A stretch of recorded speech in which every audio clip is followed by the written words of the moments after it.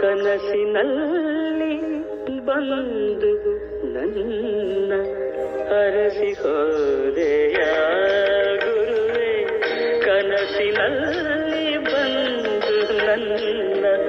ಅರಸಿ ಹೋದೆಯ ಅಜ್ಞಾನವೆಂಬ ನಿದಿರೆಯಾದ ಎಚ್ಚರ ಮಾಡಿದೆಯ ನನ್ನ ಪೂಜೆ ತೆಗೆದುಕೊಂಡೆಯ ಗುರುವೆ,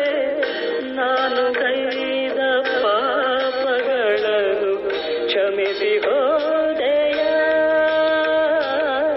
ಕನಸಿನಲ್ಲಿ ಬಂದು ನನ್ನ ಹರಸಿ